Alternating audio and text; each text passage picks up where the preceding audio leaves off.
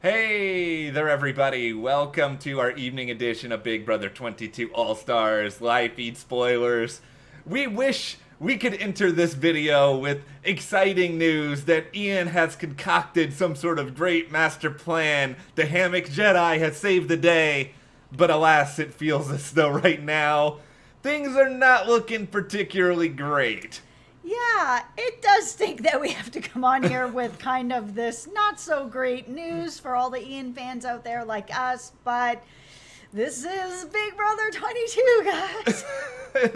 It does seem as though he's starting to really sense the reality of what is going on here. There are some interesting conversations that are happening. We'll talk through a lot of that sort of stuff, discuss the possibility of Ian just being told pretty much everything by everyone later tonight, and a whole lot more. But before we get into it, if you guys do enjoy this video, subscribe for more updates, hit that notification bell for more, give this video a like, and support us further. Check those links to our Patreon and our store that has shirts, mugs, and all sorts of other cool stuff there. So, Ian's been a little bit concerned that he's the person that's going home, and for a while I was wondering why he wasn't more concerned that he was going home, considering that only Nicole is his ally that he's made. So Memphis has sat down with him and told him that he's going. Yeah, Memphis does the whole typical sort of Memphis thing where he seemingly cannot do anything game related without putting down someone else actively in the game. So he's basically like, you know, Ian, you're smart, you're smarter than me in some ways, and I like to think I'm smarter than a lot of the people in here. It's just like, okay, Memphis, way to slam other people in the house. Yeah, he is one of those people that needs to put down other people to feel good about himself. So yeah, he basically was like, you're smarter than me, and I like to think I'm a smart guy, so you gotta go. Yeah. And I feel like this is a speech that Memphis has been like practicing in the mirror with himself to get ready for this moment, to be like, I'm the one that got him out, even though it's not him, but that his vote will help get him out and get revenge on Dan. I don't know if this is like Memphis's attempt at jury management to like compliment Ian on his intelligence or whatever else, but that information is now sitting with Ian, and I think this is the thing. Ian is a very smart guy. Memphis is right about this. So if you tell Ian, you know, I'm casting my vote to evict you and to save Tyler, Ian's gonna know, okay, he's probably not saying this unless he feels very confident that there are a lot of other people voting to evict me, because otherwise he's putting his neck out there, and if I stay in the game, that is bad news for him. Yeah, for sure that Ian is going to take that away from it. If Memphis is bold enough to come up and tell him this, then he's got to feel confident that he's got other votes and that Ian is actually going. Ian had this moment where he just sort of looked at all of us at home and was just like, yeah, this is not looking good. And it's not. And it's also insane to me that we're in this week where Memphis, who was just a total jerk, you know, making fun of Ian not that long ago, that Memphis has actually been more honest about the state of the vote at the moment than Nicole, who is supposed to be Ian's like #1 ally within this game. He goes and talks to them. Yeah, and I mean, I'm not surprised that Memphis went and did that, because that just felt like, to me, a little more like, ha ha ha, I got you, you're gonna get out of here kind of feeling.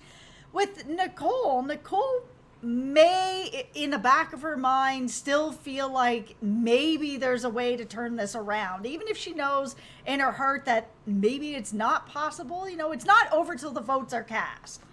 And I don't know what's going on in Nicole's head, and that's what's been so frustrating about these past few days, is like how much of her wanting to save Ian is herself personally, is it game, is it her feeling bad about, you know, potentially being asked about the Memphis situation in the diary room. We don't know exactly where any of this is, but Ian is tried to have this conversation with Nicole and Cody after the Memphis thing was like, you know, I'm still good with the votes, and Nicole's just sort of like, yeah, I think potentially you've got the votes.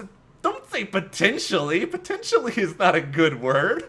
No, I don't think they were able to really do a very good job of making Ian feel better. Yeah, this totally felt like the, I feel like I can't straight up lie to him completely, but I also don't want to tell him the truth, so I'm going to tell him like this half statement and hope he picks up on kind of what I'm saying so I don't feel as bad about it. Yeah, and I think a lot of the guilt of everything that's happened is starting to eat away at Nicole a little bit, because she's feeling like if Ian is going to go, that she wants him to just learn about it and just know that it's happening so she doesn't have to continue dancing around this lie.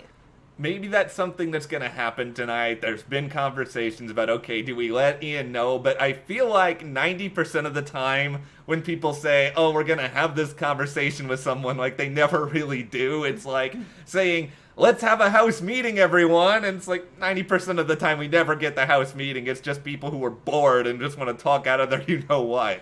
Yeah, and I feel like it's not really the... I get that they're feeling like, oh, this is the right thing to do. This'll do right by Ian, but it's not really that nice of a thing to sit somebody down and be like, we're kicking you out of this house tomorrow. So now you have 24 more hours with us to sit around with all of us who are getting rid of you tomorrow. I still... Don't take away his hope. There's still time. Here's the crazy thing. There is a part of me that's like, maybe this would actually be more hopeful, because maybe Ian would finally be aware of everything that is really, really going on here, and that maybe he can start to scramble. Maybe he could start to figure out, okay, I can go to this person. It's unlikely, but I can dream. Dreams are good things in this world. The problem is once you put something like that out there, even if it does energize him to do something about it, I feel like the group, once they've said that it's harder to walk that back and be like, maybe we are making a mistake. Like, usually once you've made your decision, you're just rolling on forward.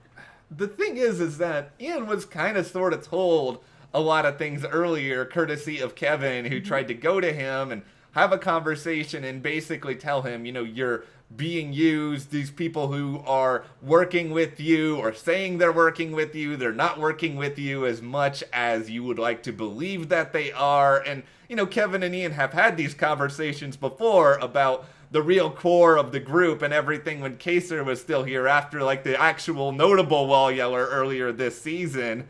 Yeah, and they really, that conversation outside in the backyard with Kevin and Ian earlier, I thought that was really going to shake Ian awake a little bit, and it just really kind of didn't, because as soon as that conversation was over, he went and told Nicole everything. Him just going and telling Nicole about, Kevin is saying that people that I'm working with, I can't really trust. There's a part of me that just drove me insane about this today, because I was kind of like, Ian, what are you doing? And then there's this other part of me, and I don't know where Ian really stands on all of this, but, he knows that Kevin, Davon, David, it's really only 3 votes, and, Danny's a tiebreaker, so really he needs 5, and I think he probably feels like he's left with no other choice than sort of thinking in his head, okay, I have to go and pretend like Kevin is going to be my target, or I'm going to try to put him up on the block. I need to spread this information around. Maybe this will kind of save me. But of course, it's certainly possible that someone else could go back to Kevin and be like, oh yeah, so Ian is saying that he's going to put you on the block. Yeah, for sure. And then that will help get Ian out the door. The problem is there's really no good solution for Ian right now, because it kind of goes back once again to that infamous conversation after the Wall Yeller. I still think Ian believes that there is this big alliance, and everything that he and Kevin talked about way back when is true, but if Ian doesn't have power, if Kevin doesn't have power, if nobody on that side of the house has power, there's not a lot Ian can really do, and I think he's been concentrated on, okay, well, I'm not going to do anything to make myself an immediate target here. He just got really bad luck with 4 nominees this week. I still feel that there was a chance, and it's a small chance, but there was a chance that he would have been able to actually make this work. He had this conversation with Kevin a couple weeks ago about the fact that there's this core alliance. Okay, cool. Yeah. He can tell that Davon and David and Kevin are not part of it. Great, that's 3 votes. Work on those 3 votes. Nicole is your ride or die. That's 4 votes. That's as much as you really can get out of this. But if you can get all 4 of those votes, And then Dani just, she really, to me, is a toss-up. I don't know if her guilt over laughing about this mocking of Ian is enough to keep him. She knows that Tyler is after her. I don't believe what he said. I think that he will still come after her.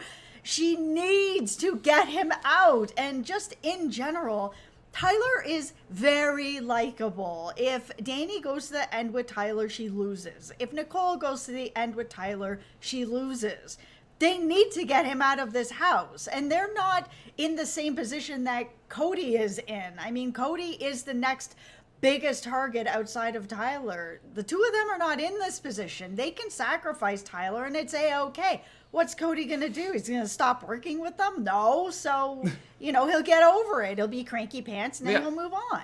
Like, this is the way that I sort of see it. And I might be wrong about this, but I feel like Ian is a bigger... I feel like Ian's probably a bigger threat in my mind to win at the end than Tyler because he's just so endearing, but Tyler is also likable to a lot of people. But I think Tyler is a bigger threat to these people in terms of getting to the end because Tyler's so well connected. Like, I feel like, and I know Ian can win a lot of later competitions, we've seen it, I still feel like there might be more opportunities to get rid of Ian than there will be Tyler over these next few weeks. Yeah, right now, Ian, for any of the winners to win, I've said this so many times, I feel like, sorry guys that I am repeating myself, but I feel for a winner to win, they have to play a near perfect game. They cannot sit in the background for the first half of this season, which both Nicole and Ian have done, and not win anything. This isn't that type of season. This is, all-stars. Supposedly. All-stars. So, because it's all-stars, we're in this spot where they can't play this game.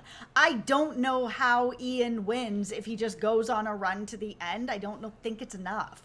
This is one thing I think it's important when you brought up Dani and if Dani's going to break the tie or not. They don't know what's been on the show. So if they were asked about the Memphis making fun of Ian's autism in the diary room and that's where they picked up on it, they might think that that has actually been on the show and we know that it hasn't been. That may actually be a significant factor in Dani's head if she is put on the spot. I don't think it's likely still. We can talk all the way until the cows come home about could Enzo cast a hinky vote or whatever else, but it's probably not going to happen, but there is still 24 hours. Crazier things have happened in Big Brother. But not this season. Yeah, so Enzo... Because it's all-stars. All-stars. Enzo actually did feel pretty good about Ian's pitch. I will say that much. Ian went to Enzo and sort of said, I'm not coming after you. I have other targets in mind. He did sort of the whole spiel, but Ian's convincing, he's personable. Tyler, and this is something that Kevin and Davon have commented on, that Tyler's not really doing a lot of campaigning, and if Tyler's not doing a lot of campaigning, he must already feel like he has the votes. I think there's an emotional part of Enzo that probably does feel like he would like to keep Ian there, and I think he even said this, that he thinks that Ian just wants it more than Tyler does at this point. Yeah, and for Enzo, he's also in that same spot where it's kind of like there are bigger targets than him for some reason. There's Cody and there's Tyler who are bigger targets than him. So if he can sacrifice Tyler and he will still be A-okay because it'll all be, Cody is now the shield. Yeah, there's other shields out there for Enzo. There are plenty of shields out there for Enzo, who is, I think, by far in both of our minds playing the best game right now. Let's end with a couple of things that are just comedy here. For example, exhibit number 1, Dani and Nicole trying to convince themselves that Cody is not running the game, with them sort of being like, Cody's just he's just so nice, and just like giving him, it's like, guys, if you need to just tell, Cody is running the game. Cody is running the two of you. Cody is the reason why Dani has put Ian on the block. I think all of this stems back to Cody, who is in his mind doing like some sort of cool, he's doing the octopus dance. He's doing my dance in his mind, celebrating how much he is playing you guys. I'm done. The thing about it is as soon as you're having that type of conversation, we're like, man, Cody's such a nice guy. That should be alarm bells going off because people who come across in this game, they're very friendly and really nice. Those are people that are going to get jury votes and they really have to go. It's like, oh, Cody's so nice. Oh, Christmas isn't so nice. Maybe we should get rid of Cody. And maybe we should keep Christmas because she's not going to get the votes, but Cody's going to just smoke us. Other bit of comedy here. We're going back to our favorite source, David.